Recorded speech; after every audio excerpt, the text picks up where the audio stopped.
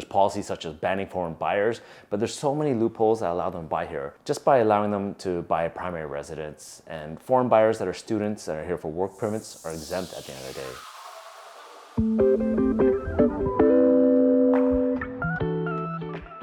We've had a huge issue brewing in Canada for the past 2 decades, and even more so in the recent years. We're in a housing crisis because a huge percentage of our population can't afford to buy homes. Yet we keep bringing more people into the country. We have a goal of over 430,000 permanent residents this year alone, with 450,000 next year and even more in 2024. We've had pretty much flat per capita GDP growth for a very long time, and so we need to have these skilled workers come into our country so that we can compete in a global economy and so that our aging population can be supported. The thing is, we need to house these newcomers, and we don't have enough housing for everybody, and you know what that means? It means that prices are gonna go up. It's just basic supply and demand curve. I know the interest rates are quickly creeping up and it's having a short-term effect on sales activity, but in the long run, it's gonna be a problem. We have historically low interest rates and inflation is running wild because the central banks they just keep printing more money because our government can't balance the budget. And look, I'm not pointing any fingers at them or anything like that. It's a hard job, it's just the way it is. It's a giant Ponzi scheme at the end of the day, and we're just hurting future generations by debasing our currency. And right now, real estate's too big to fail, so we're in a crisis. Roughly 2/3 of the populations are homeowners, and about 41% of those homeowners are owned by multiple homeowners. So there's 1/3 of the population that's forced to rent, and they're trying to buy, but prices are just too high. So what do the policymakers do? They're gonna create legislation that bring down home prices. And you know, if they tank the market, they'll lose a huge percentage of voters in the next election. And even worse, they might even create a recession and crash the economy. But if they don't do anything about it, well, it's just gonna allow the wealth gap to get bigger and bigger, causing an even bigger divider between the rich and the poor.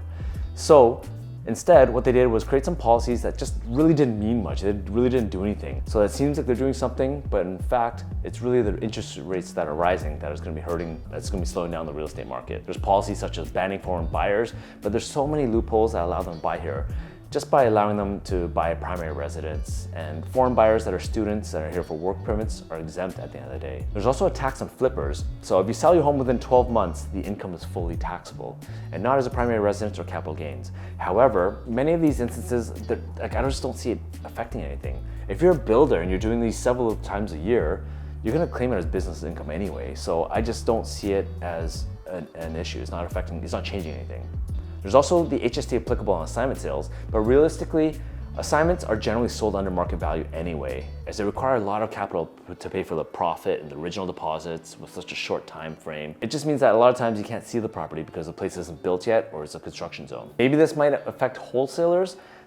Those are people that lock in contracts with no intention on closing the property only to resell it to somebody at a higher price. But I just don't see this making too much of an effect on housing prices. Like there's only so much of a spread you can make on such a short time frame. Realistically, the housing market will likely slow down in the next few months because of interest rate hikes from central banks, which will also increase the mortgage qualifying rate on the stress test, which takes away buying power from the average buyer. As we get reaccustomed to higher mortgage interest rates, the market probably will bounce back over time. Real estate prices for the next few months will bounce up and down like a yo-yo, but in the long run, price is going to continue to rise. It's almost like taking a yo-yo and riding up an escalator, if that makes sense. A strong demand through loose immigration policy, supply not being able to keep up with demand, and people qualifying for less and less of a mortgage, and actually interest rates rising as well too. With strong demand through a loose immigration policy, supply not being able to keep up with demand, people qualifying for less and less mortgage borrowing power, and rising interest rates, and cost of new construction is rising through inflation through labor, materials, and land, more of the population will probably give up on home ownership